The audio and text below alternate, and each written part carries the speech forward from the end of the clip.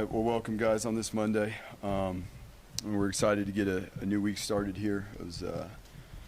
It was good to get back in yesterday on Sunday and be able to review the film and look at some things that we did well in our previous game, at the areas where we can also improve. I was really proud again of the team and the coaches for their work last week. It was a really good week of practice, and it will take us even having a better week of practice this week. But proud of the guys. It was awesome to see them work diligently throughout the course of last week. A lot of the things we did well in practice, we did well in the game. We, for the most part, managed and handled the conditions that were present in Reno. And so yesterday we had a really good day of film review and getting in meetings, and then being able to get on the field and get through some things that will help us moving forward. Again, this week we'll, Coach Bull does an awesome job. He has for a long time. Much respect to him and the type of man he is and what he stands for, the program that he leads. And so this week it'll obviously require us to be our best, have our best week of practice, to be our best at the end of the week. And with that being said, we'll take some questions. Coach, Connie's had such a tumultuous last 2 years. He missed all of last season. He's been in and out of the lineup this year. What can you tell us about his journey and what it says about him that he's in there battling again? Yeah, he's an extremely consistent young man. He's one of our best leaders, and not just on the field, but how he trains, how he works, how he helps lead, how he brings guys along. And those are all, the values of and characteristics and traits you would want in a center, a guy that not only leads himself, but that can lead others around him. I mean, he's in the middle of that group there, and has to do a lot with communication and things. And it's awesome to see him get in his rhythm and get back in these last couple of weeks after being on the shelf because of an injury. So really excited for him to continue to grow and help lead that front. Well, forever he's kind of been known as like that quiet guy, and I feel like the last few times we've talked to him, he seems happy, he seems confident. Why do you think that might be, and what do you think of the way he's playing right now, obviously? Well, I mean, just with all the young men in the program, it's always it's not just the development of them as football players, but as people and how they grow when they're during their time here, and how they learn to lead. And George has done an awesome job, and he's one of our best leaders. He has become more vocal. George, as everyone knows, has been a guy that's led through actions. Again, how he trains, how he works, and the way he plays is how he practices. We got to pull him back sometimes in practice because when he's going, and it's just awesome to see a guy that has the humility and the work ethic to do the things that he's doing. And again, a lot of that, he'd be the first to tell you too, it comes down to the guys around him as well and his teammates. And so we just want to continue to keep him growing in that direction and moving in that direction. There were some pretty impressive runs the other night, even given all the conditions to keep footing and when it wasn't ideal.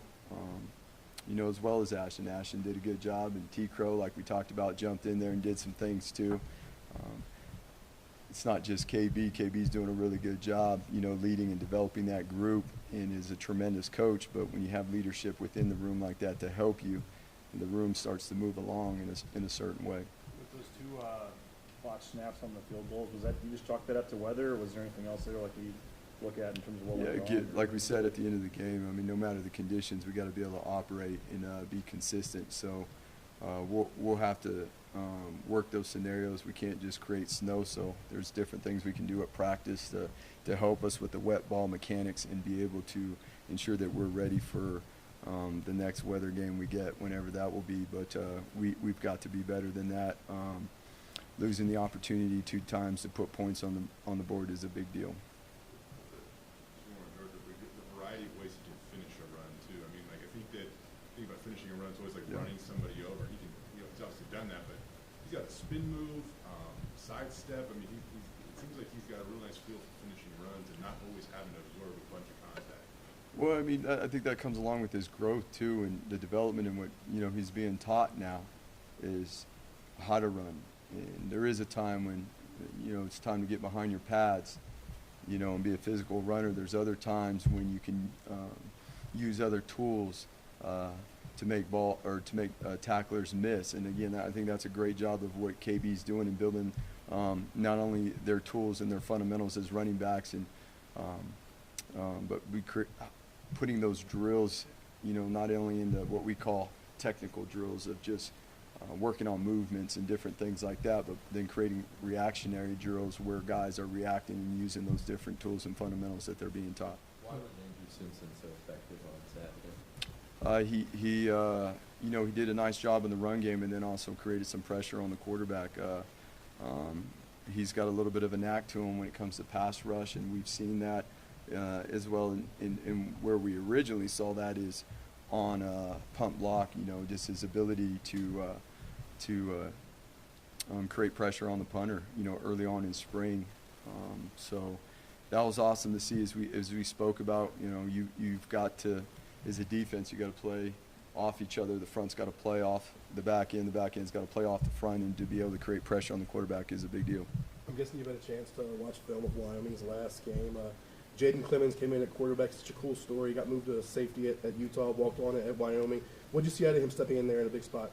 Well, he stepped in and delivered on a touchdown pass down the sideline on an explosive play, and so he's shown to be very capable throughout the year, not only throwing the ball, but he can effectively run the ball. I mean, as you just said, he played safety, during his career, so that speaks for his athleticism.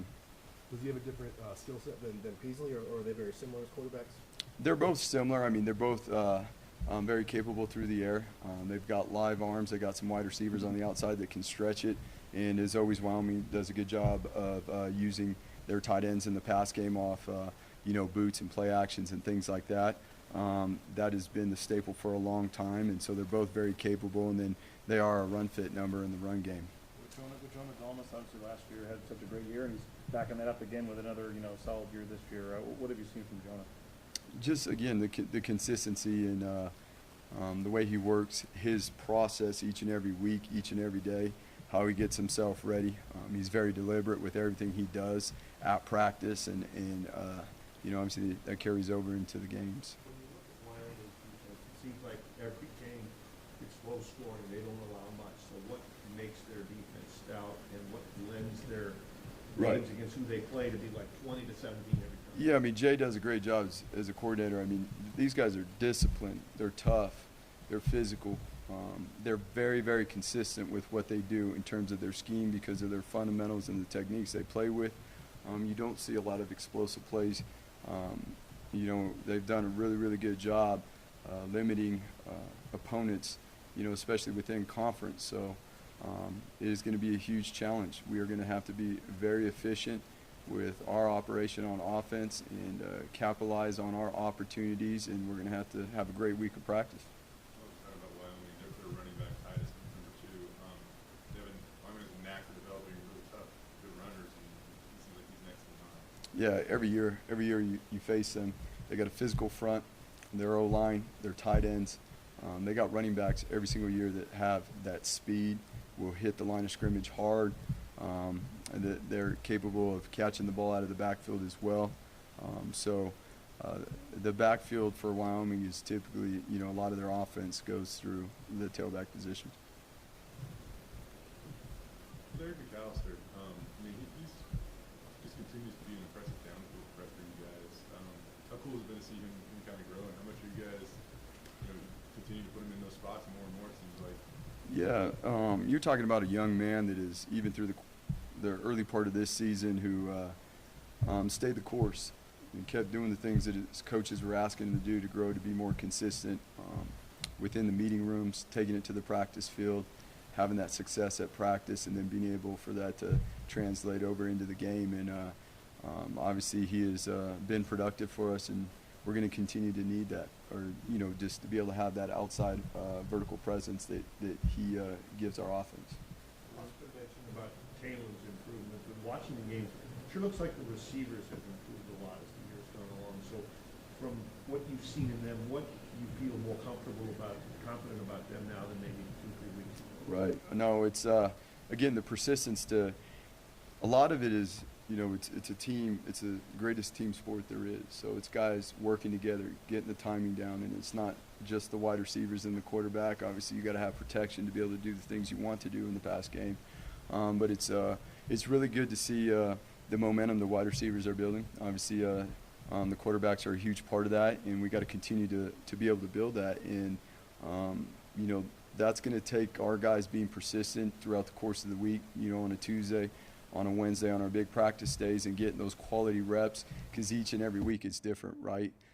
You got a new defense, new coverage structures, new personnel that you're going against and how they play. And so each and every week, building that timing, it doesn't just carry over. We were talking after the game in Reno. You said this is one of the funnest teams you've been around or coached. I don't remember the exact phrase, but what makes that the case? Just how committed these guys are. You know, their passion for the game, their passion for for each other, how they work together. You know, we got guys that are all in it for the family, for the team. They're, you know, they come with a humble and a hungry approach every day, and they're about getting better and helping each other and having fun doing that. You know, we spoke about August is a grind, the summer's a grind, we're into November now, it's a grind. That's football. And those that can enjoy working together and helping each other get better, that's what makes football fun. Ben Dooley and Will Ferrer kind of splitting some time at left guard. What's the plan for them going forward? I mean, is that a competition, or can you kind of just keep two guys there? Ben's been injured, so we have been working Ben back into the lineup, and he's played both sides, and so it's just part of the progression for Ben coming off the injury. Obviously not going to get specific, but we are talking to Ben this week for the first time. I mean, what's the last 2 months or whatever been like for him, trying to get back to this point now where he can be a contributor for you guys? Yeah, I mean, really the last 3 or 4 weeks, it's been about getting in shape. You know, and as we spoke about last week, the first week was like that he got in was really like his first scrimmage, and just, you know, it'd been a couple weeks leading up to that with a specific progression to get him ready to, you know, I mean, even before we saw him enter a game, getting him ready to get into team periods, getting him then ready to step into a game for a certain amount of plays. And then obviously as we increase that and move forward, it'll be a continued progression. But it's been awesome. Just really happy for him. You know, he's gone through some things that he's endured that, you know, that are unfortunate. They're not ideal circumstances, but through those things, we always have the opportunity to grow as individuals, to grow as men, and he's definitely done that. What does he mean to your line? And not to take anything away from the guys that played there before him, but what does he add? I mean, I think everybody knows he was an off-conference player last year, so you know, he's a proven player. He's a talented player, and the more and more he plays, you know, he's getting back into his shape and, you know, getting back into being effective. Dimitri's a guy who's been through a lot in the last couple of years. I mean, how much do you feel for a guy like that who's obviously going through something again? It's, you know, Dimitri's been awesome, and he's been tremendous. And again, you know, he's doing a good job right now. He's working to get back, and even though we have sources out there that claim certain things, he is motivated to continue working, and he's not going to rely on the sources' information that he is not going to be able to play. When it comes to Ben, real quick, getting back to him, what does it say about him to not, you know, essentially pull the ripcord on the season? You know, I'm sure maybe he could have worried about trying to get a medical red shirt later another year, but what does it say about him that he wanted to get back and play despite the fact that it wasn't until November he'd get on the field? I mean, he's a team player. He wants to be out there. Like, this guy loves football.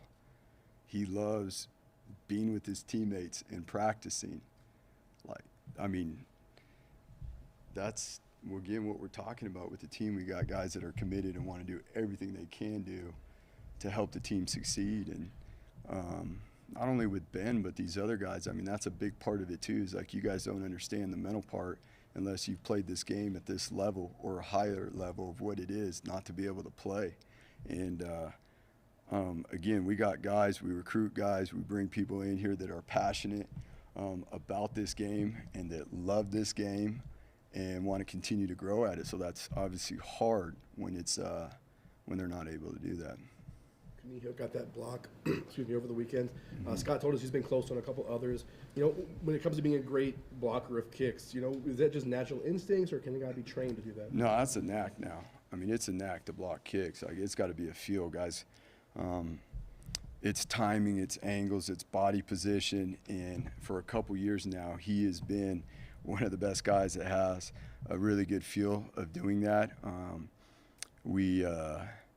You know, through the course of the week, we identified some things last week where we felt like we would have a shot, and our special teams coaches spoke about it, and no, he brought it to life. It was pretty cool. It was fun to see. We'd been working diligently at trying to create an opportunity, you know, with our field goal block team, and it was awesome to see those guys come through on that. Tell us about that. Going back and watching Steph Cobb's catch down the Oh, yeah. That was, you know, that was tight coverage, too. And the DB was right on Steph. And, I mean, honestly, the DB played it about as well as he could have. And, you know, even given the conditions, Steph made it unbelievable. And first of all, his body control, not only his athleticism to go up, and then the concentration to finish, you know, the way he did. Obviously, it was right in front of our bench, so we got front row seats on it. It was really awesome to see him come down with that. And, again, it's just there's plays being made like that in practice by our wide receivers. When those plays get made in practice like that, guys have the confidence to go and do it in the game. In the game on that play, we couldn't tell in the box that they had called, we knew they were reviewing it, but we thought they had called it incomplete.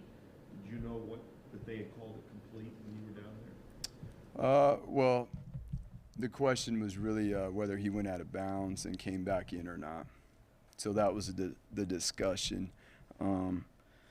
But yeah, I mean, everybody on the sideline knew that he had caught it. That was more of the question.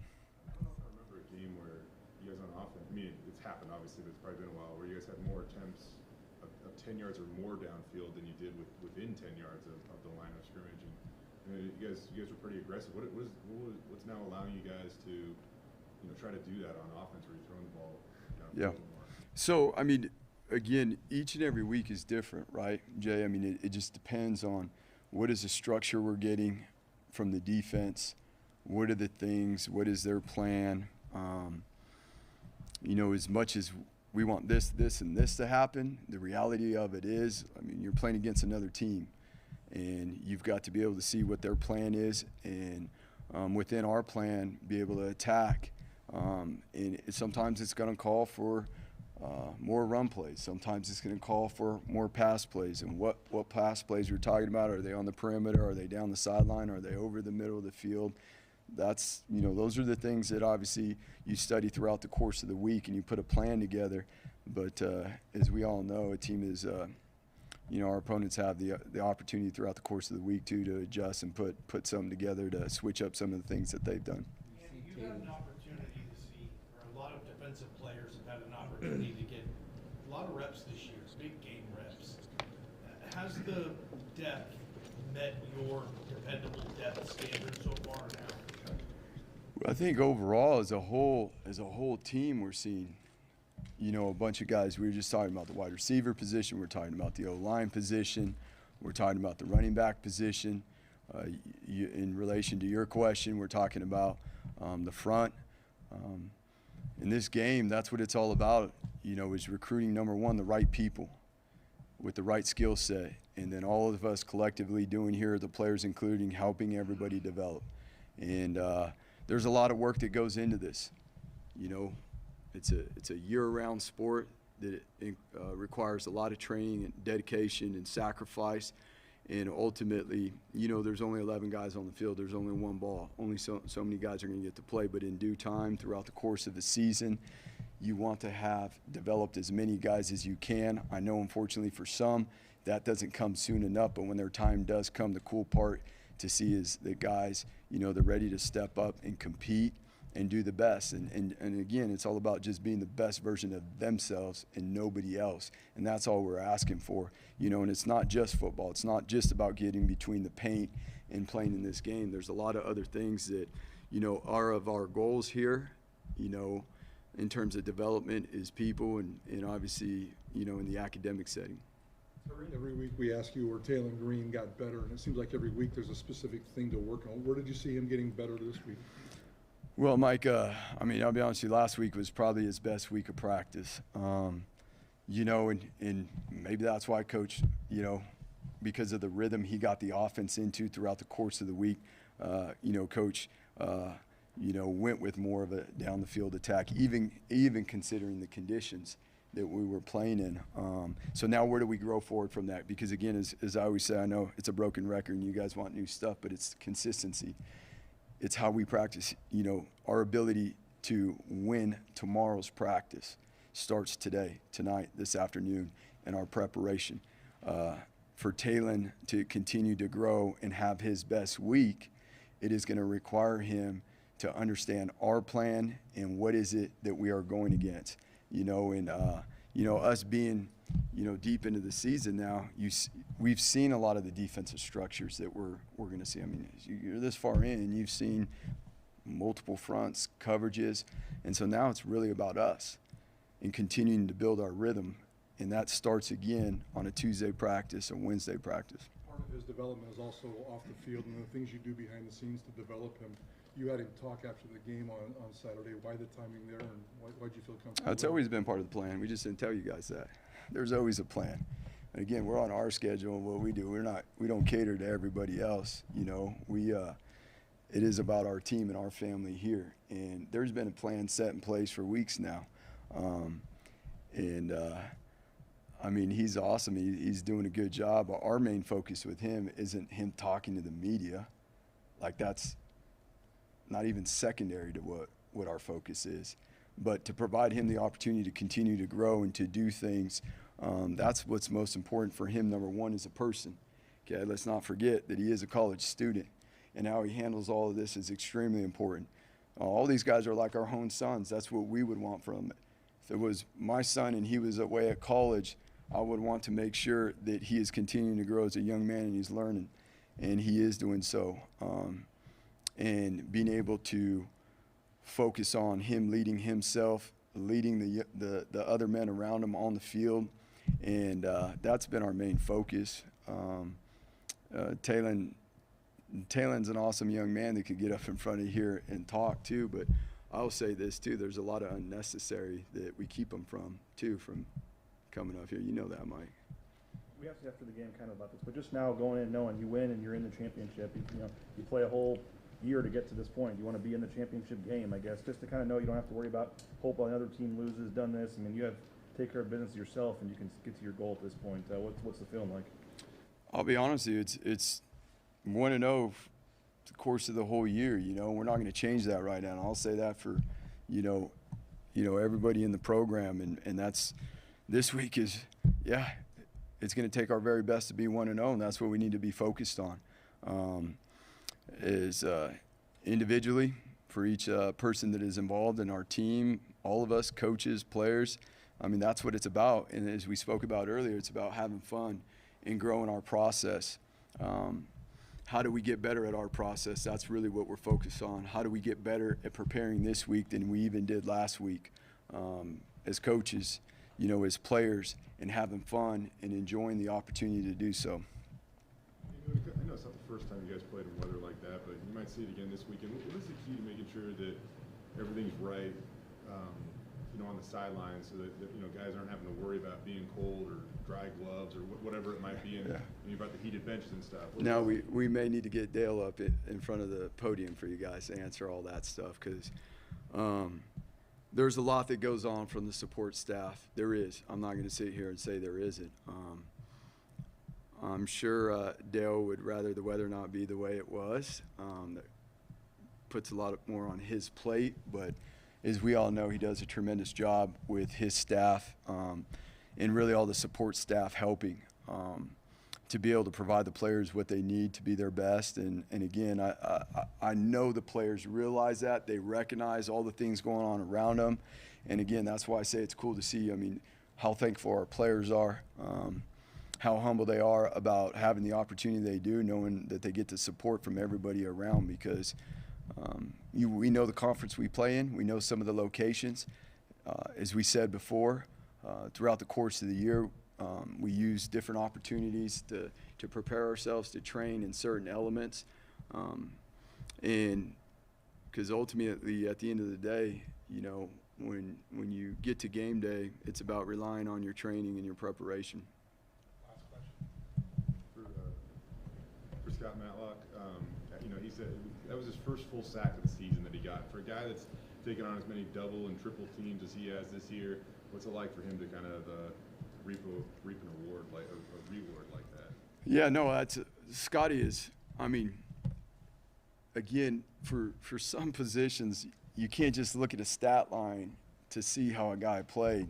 There's certain positions where you're fooling yourself if that's what you look for, in how efficient, how effective he's been for not only our defense but our team. I mean, this is a guy that helps lead the whole team. He's just not a leader in the D-line room or, you know, for the defense. This is a guy that helps lead the whole team.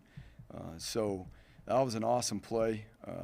He did a really good job in the particular front we were in and how we were rushing and attacking the pocket. And again, it goes right back to it because I can show you the clips at practice where he did an unbelievable job. It looked exactly the way it did, and his attention to detail in practice looked like exactly the same as it did in the game. So we're fired up for Scotty and just want to continue to find ways to help him be extremely effective and productive. Thank you, guys.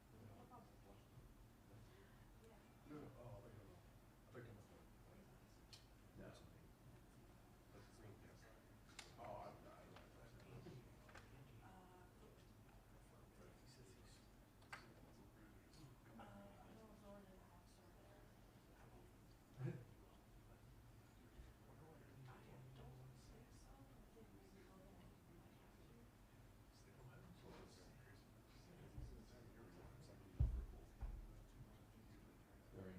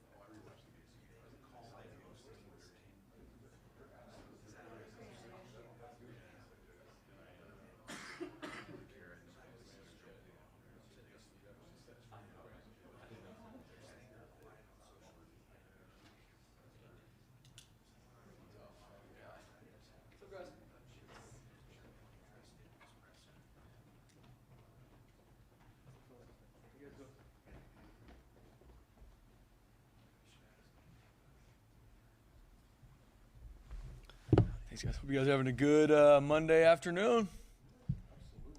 Always good to see you guys. I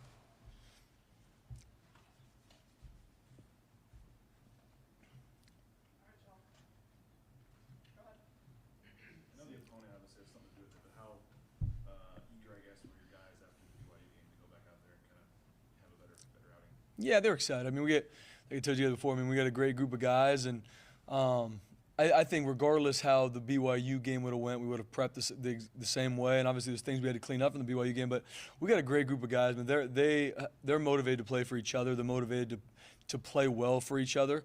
And so it's easy as a coaching staff to be able to put the stuff in front of them. This we need to grow in, this we need to do better.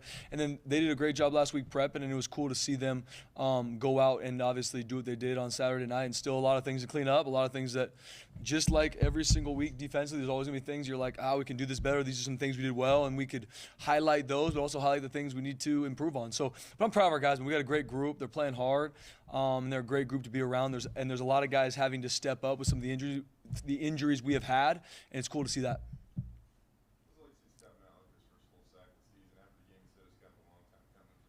Yeah, I mean, it was someone told me that after the game, and I was a little bit shocked that it was his first, quote unquote, full sack. But I mean, what Scott does for our defense, for our team. Let me start with that. As a leader, as just that guy that you're always going to get Scott's best from practice to the weight room to meetings. So seeing him be able to do that, it was awesome to see him do that because he's such a huge part of what we do defensively. Maybe like we've talked before, maybe Scott's not the one maybe getting the sack, maybe he's not the one getting the TFL, but he's probably getting double or triple teamed so that somebody else can make that play. And he's just that selfless leader that always does what he's supposed to do. And it was awesome for him in that moment to be able to make that play because I know he's such a big part of what we do. Things roll through 99. I mean, from his mentality to the run and the pass game, I mean, things go through him. Andrew Simpson on some of those rushes looked like a bat out of hell. Yeah. Coming through the gaps. What makes him so good? And have you guys been seeing this in practice for a while? Yeah, I mean, Andrew's got a knack for blitz technique, pass rush ability. He's very savvy, really athletic, and just like a lot of these guys, I mean, he's been buying his time. He's played a little bit as the year went on, more later in games and a little bit here and there. But being behind DJ and Zeke that are playing really well, he hasn't played a lot early in games, but he's been working and growing a lot and still has a lot as a redshirt freshman that he needs to improve on in regards to how he preps and how he handles what it takes to play linebacker here. But it was awesome to see him go out there and still has a lot of different things from that game to clean up. But it was cool to see him go out there and play fast. That's the biggest thing I wanted him to do that game is, all right, we're gonna work our tail off throughout the week so you can prep. But then when the lights are on and that snow's coming down Saturday night, just go cut it loose. And he was able to do that, and it was cool to see that. And so there's a lot that we can build on with him. And obviously that dependable depth this point in the season is huge. And you're really only as good as your depth. And it was cool to see him come in a major way. And hats off to DJ too. I mean, he's played zero Mike this entire year. And at the flip of a dime, he was able to move to Mike and played really well. And just like he's done all season. So, really proud of DJ being able to move that spot and make a lot of plays there.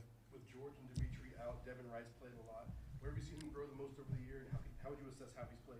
Yeah, I'm excited where Devin's heading. I mean, he's always been a really good pass rusher, and now it's been cool to see him grow in regards to being able to play on first and second down as well.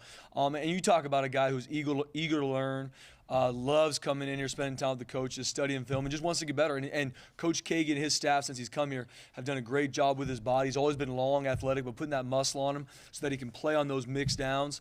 So he's grown a ton this year, and obviously, same like a couple of these other guys, didn't get a lot of time early on the season, but now with the injuries we had, he's got a big role in our team now in a lot of different packages. So excited for him to keep taking steps. You had some veteran guys there in Dimitri and George most of the season. Now you got some young guys in Gabe and Devin.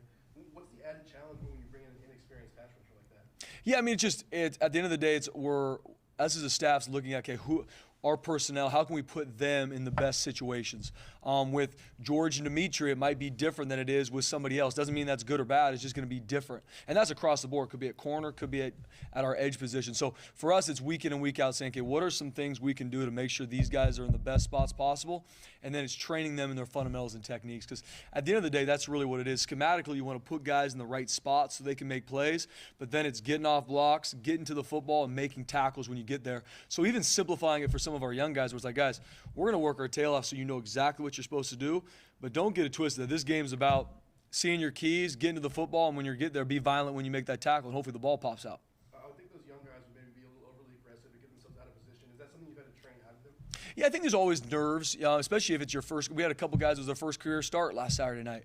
So there's always those nerves, which is good. I mean, that's why you love this game. I mean, you're seeing them out there in the pregame, the snow coming down. It's like, hey, just chill out, man. This is you're playing the game. This is still a 100-yard field. We've been here before. We've done this. But you love that. You want that for these kids that have put this hard work in, and now they're maybe 2-3 weeks ago they didn't think they're going to play much. Now they're starting or they're getting a lot of reps, and just proud of them being able to grow from week to week throughout the season and being able to put it on film in a major way on Saturday night. Once again, still a lot for them to clean up, us all as a group to clean up. But I know it fires up even some of our veterans seeing these young guys that early on weren't playing a lot, going out there making plays. I mean, the sidelines were going crazy. Seeing these guys make these plays in this game was cool to see. You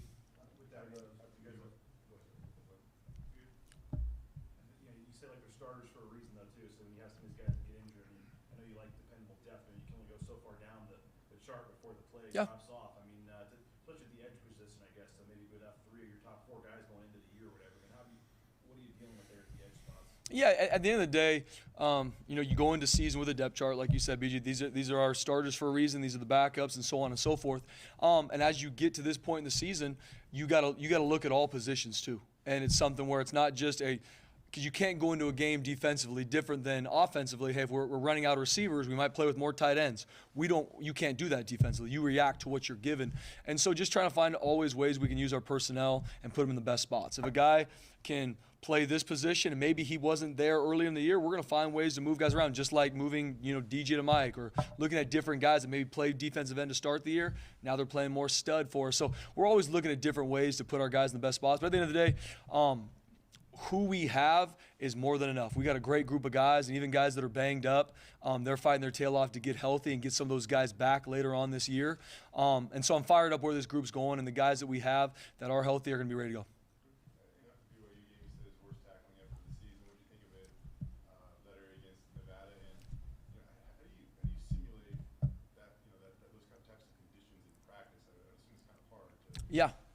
Yeah, I think tackling-wise, we definitely took a step from BYU. We talked about last week. That was one of my main frustrations from the game was just our tackling, because I knew we were better than that. And I think we tackled a lot better Saturday night. Still some angles and some missed tackles that we are going to emphasize this week in practice. And every week it's a new week in regards to seeing different angles that maybe we're missing or we're not tracking it the right way. And so that's the fun part as a coach, is then us simulating that in a drill or in a practice situation so they can be better at it on Saturday night. But once again, our guys took a lot of ownership for that in regards to, okay, we need to make sure we handle these certain tempos, these drills in practice, and it showed. And they tackled a lot better Saturday night.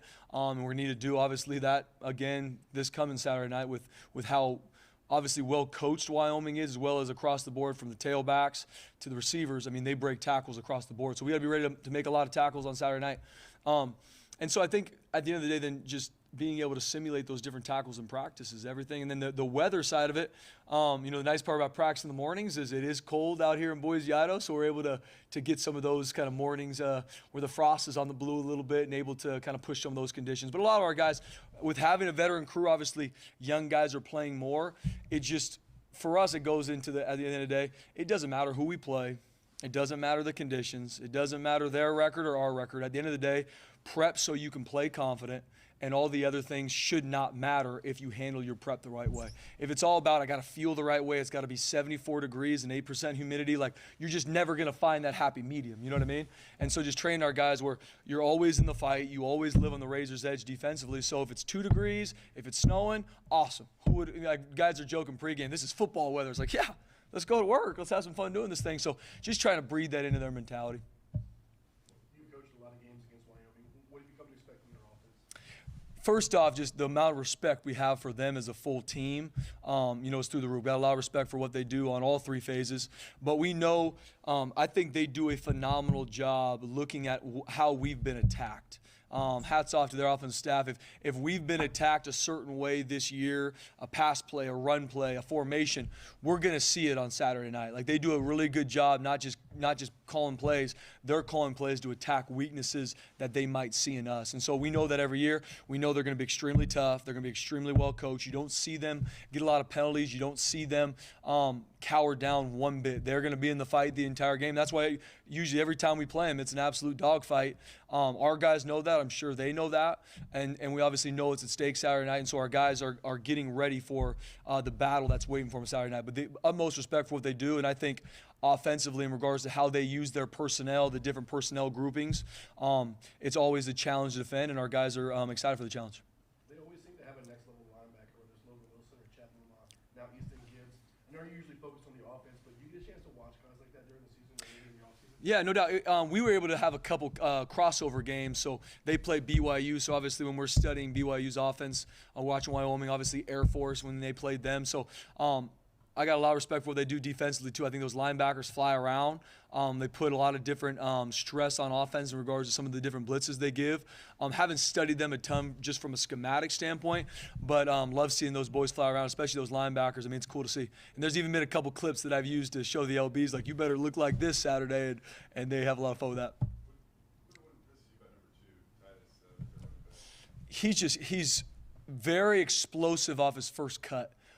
He does a great job pressing the run play front side, and then at the drop of a dime can put his foot in the ground, and then he can get vertical in a heartbeat. And so if your pursuit angles, if your tackling is not on point, he can split you right down the middle. And the thing about number 7 and number 2, like we're talking about, is they can go the distance. It's not like, dang it, we misfit it. Now it's a 20-yard gain, 25-yard gain, which you don't love. But against these guys, I mean, it's a 70-yarder. It's out if you don't have the post that can get it down. And so that's how they are. That's how they've been. That's how they've been coached. They create run plays to be explosive. And so we got to make sure from a tackling to a fit standpoint, and they do a great job. Everybody's going to be in the run fit. It's not just going to be on Scott Matlock and a D tackle. It's going to be from the corners to the linebackers because of the different movers and the formations. It's going to take all 11 of us to stop the run. And stopping those 2 tailbacks is a huge challenge and a huge task that we're going to be working our tail off to prep for. Spencer, you said you went to church, your same church as Taylor, Yes. a couple weeks ago. How is he handling whatever this is, stardom or becoming the face of a program? You seem to know the kid pretty well. Yeah.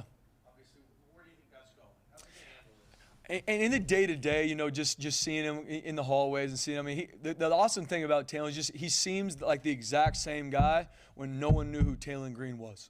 That's what I love about Taylor Green. Now everybody knows who he is, and he deserves it with what he's been doing and how he's been leading that group. But seeing him, he's a low-ego, high-output guy. Always has a smile on his face. When you see him, I'll mess with him, hit him a little bit, even though he can pat me on the head and drink soup off the top of my head. He's that type of an athlete and a player, but he's just a great kid to be around. Our guys love being around him defensively. When he scores, I mean, you can just see the love that our team has for Taylor and obviously how he's really galvanized that whole group. But I think he's taking it in stride, and he's doing a good job staying true to who he is. And just like everybody on our team, he's excited to keep growing, and Coach Cutter and the offensive staff done a great job with having him grow over the year. When it's snowing and it's like bad footing and stuff, does the offense have an advantage because the receivers and stuff know their routes, or does the defense, just because it's hard to hang on to the ball, like is there one side when it's bad conditions that has the advantage? That's a good question, BJ. I don't know if one side. I think you're all kind of dealing with it. I think just like anything, there's pros and cons to either side of the ball. I would assume it's going to be a little bit harder to catch, but I would assume it's easier when, like you said, if a receiver knows I'm going to plant at 5 yards and a DB's got to react, it's going to be easier for that receiver to get in and out of his breaks. So I think there's a yin and yang to both sides. I think the cool part about a weather game like that is that's true football, right? This game is not getting canceled.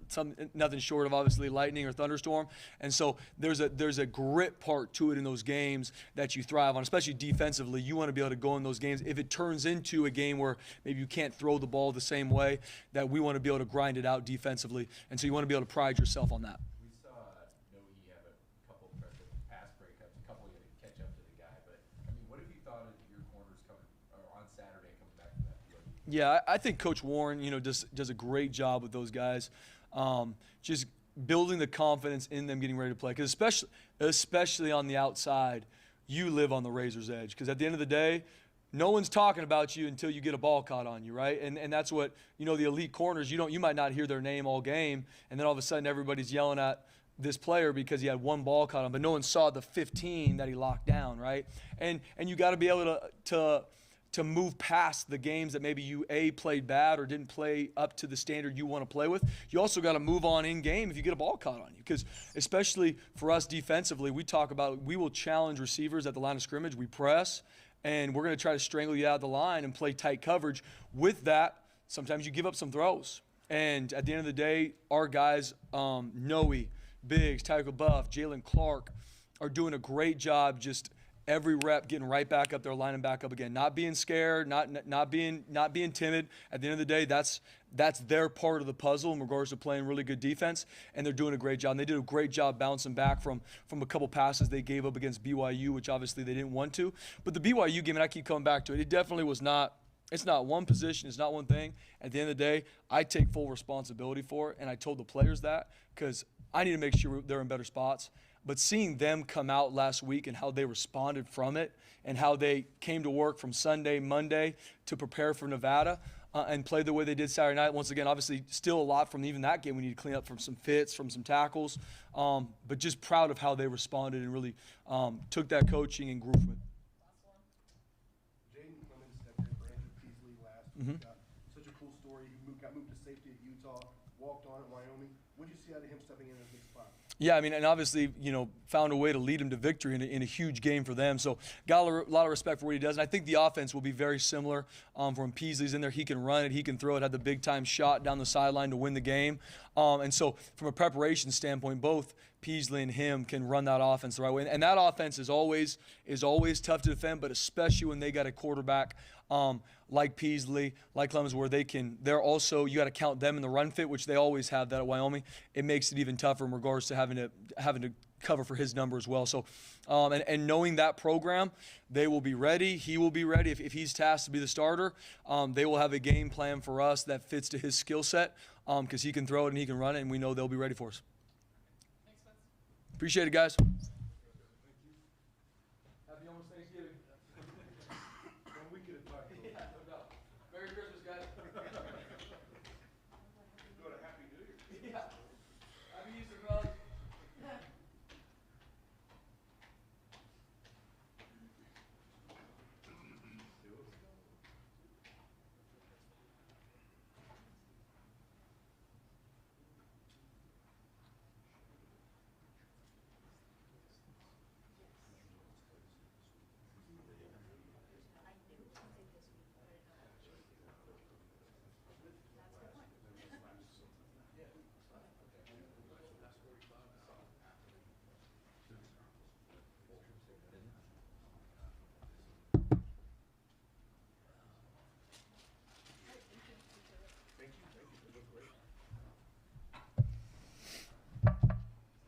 How we doing?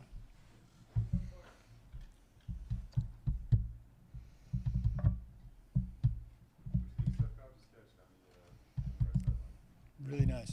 Big time catch. I thought that ref did a great job because that ref initially signaled incomplete and you could see the wheels turning, and that was a good job by him of really thinking through what happened there. Because a lot of times those refs, when they initially signal incomplete, then they won't change their mind. So that was an unbelievable catch and a good job of officiating. You said a couple weeks ago they were blitzing you a lot. Is that still the case? If so, why? If not, why?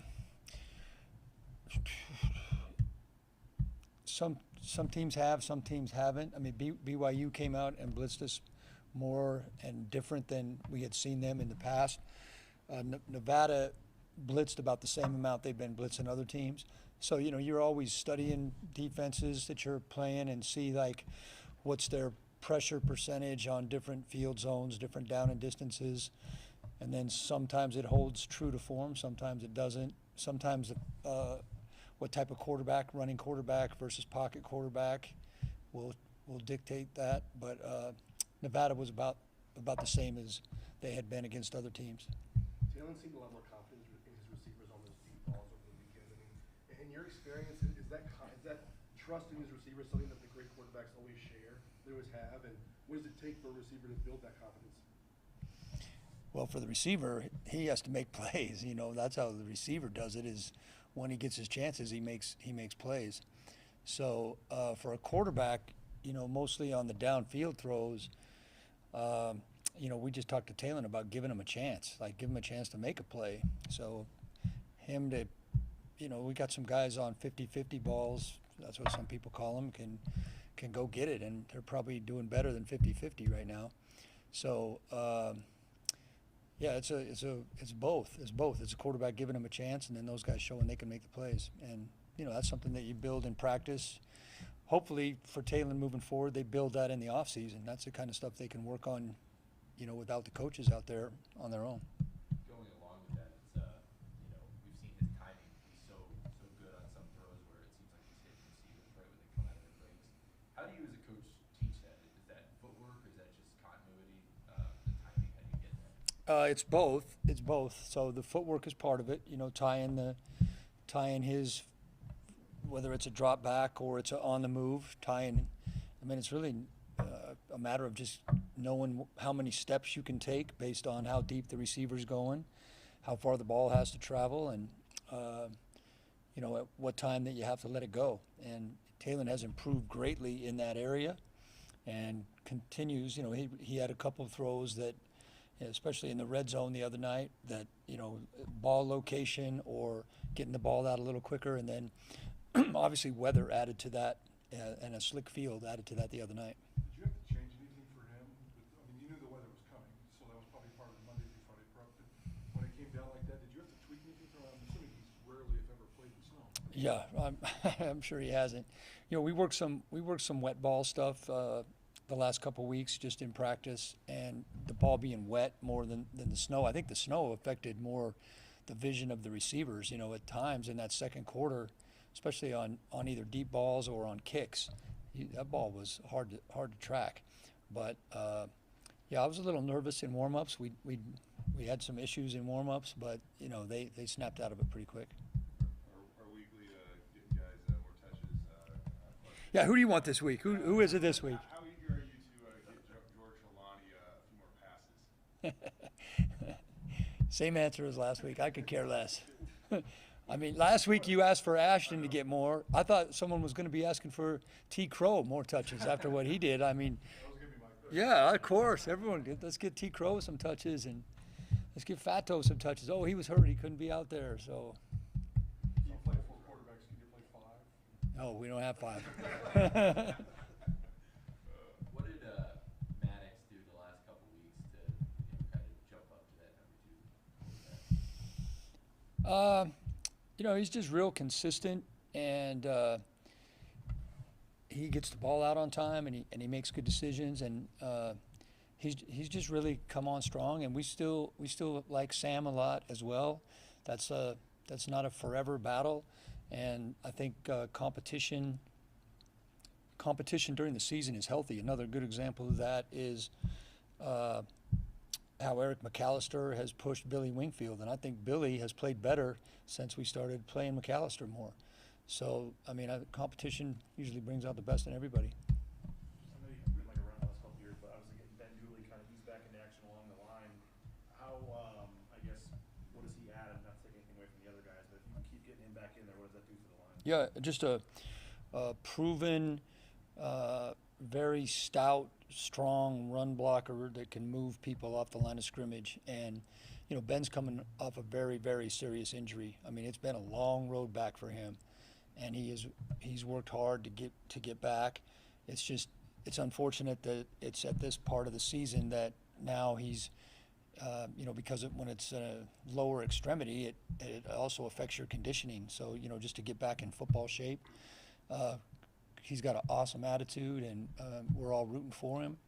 And it's just, you know, it's just not an easy road back, but he's sure working at it. How impressive was George Holani's 49-yard touchdown run? And kind of talking with him about it, man. Like, from the time he got the ball, everything he did was very intentional in order to get to the end zone.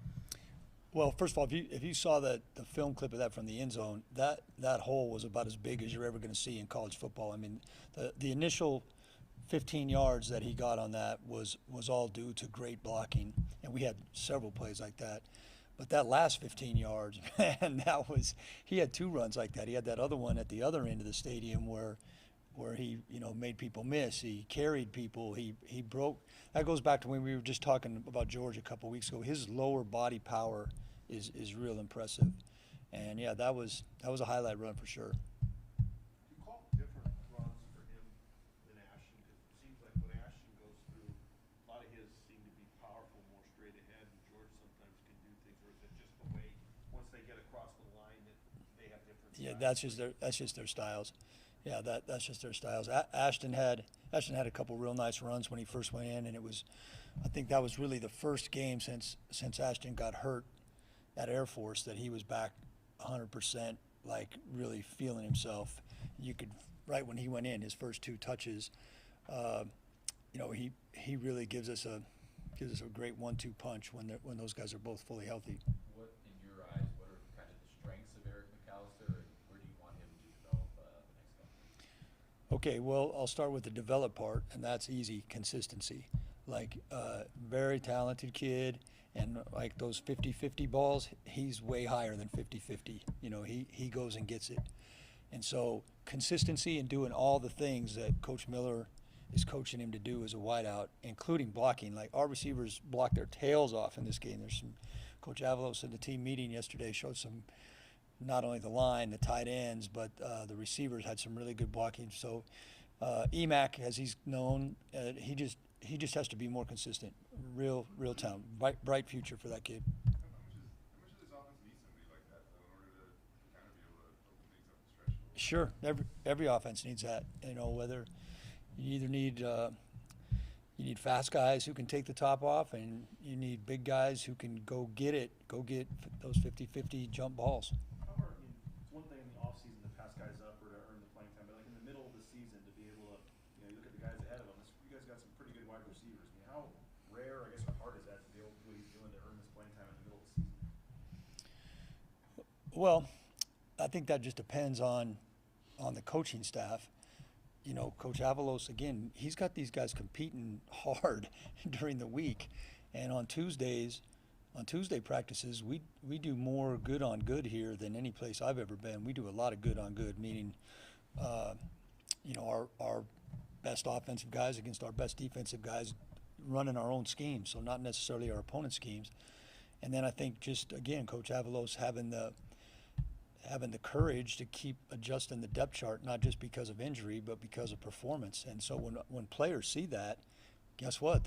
That's why guys are willing to keep competing instead of just saying, "Oh, I'm going to wait till next year. I'm a red shirt, or I'm a backup, or whatever." Guys see other guys get elevated, and they keep working at it in practice. What is a game like this where you're able to get a lot of people in the game? You rattle off all the guys that came in running back or a quarterback from a mental standpoint and also just an experience standpoint. Yeah, well, Coach Avalos, again, always talks about building dependable depth. You build dependable depth by getting guys in the game. And the other thing is, this is the dog days of football season of however many Division I teams. There's a lot of teams just finishing it out, and there's a lot of players probably just finishing it out. So at this point in the season, when it's cold and dark and snowy and windy, and Thanksgiving's coming and all the other stuff going on, to get guys in the game, that gives everybody a little shot in the arm, and it's really good for morale. For you, I mean, with that said, I mean, you obviously done a lot of good things in your career, but to come in here and you guys win on Saturday, you lock up a spot in the championship game. I mean, what I know, Mountain West title this year may not be like the highest achievement of your career, but I mean, what's this mean to you to try to win a championship here? Well, I actually didn't know we clinched a spot in the Mountain West But if you Championship. win on Saturday, I guess. Oh, well, shoot, now you're going to put qualifications on it. Yeah. I mean, if you're a competitor, you want to win. And, I mean, one of the reasons I came back was for this group of players and this group of coaches to, give them my best for these couple months. And, these guys work hard. We all put a lot into it. So, we'll give it our best to get it. It's real important. I know it's early, and I know 6 weeks ago we were just questioning whether Taylor Green could even throw a football. Do you see the initial signs of pro football potential for him as a part of a responsibility of a program to kind of identify that early and groom him on and off the field to get to where he could potentially go? Oh, that's a good question right there. You know, Talon is just improving at such a rapid rate, and it's exceeded even my expectations, and I have very high expectations as how quickly he's gotten to where he is. You know, I hadn't given that too much thought. I mean, I think it's probably a better off-season topic or for some talk radio show or something like that, but not for me to talk about. What about Wyoming's defense? Their numbers look pretty good, so what are you expecting to see? What did they Yep. do? Well, it starts off with Wyoming's defense is extremely well coached and fundamentally sound. Like they play their techniques, and they've only got 3 starters back, so they're relatively young, but they have really, really good length. You know, they have, you know, 6'3", 6'4", 6'5" guys across the front. They have big, tall linebackers. They've always had successful linebackers. They have a couple guys playing in the NFL right now, and they have two good ones this year. A lot of new guys in the secondary from last year, but, you know, Coach Bowl is a heck of a football coach, and it's just like we had, I think, 13 explosives last week in the Nevada game. It'll be hard to get 13 explosives in multiple games against Wyoming. They're just not going to give you much. You got to earn it, and to move the ball on these guys, you got to execute. They're good tacklers, so we have a big challenge. I mean, that's why they're where they're at as a program. They're a hard team. It's not that they're overly complicated. They're just good at what they do, and I would equate that a lot to how Boise State's defense is.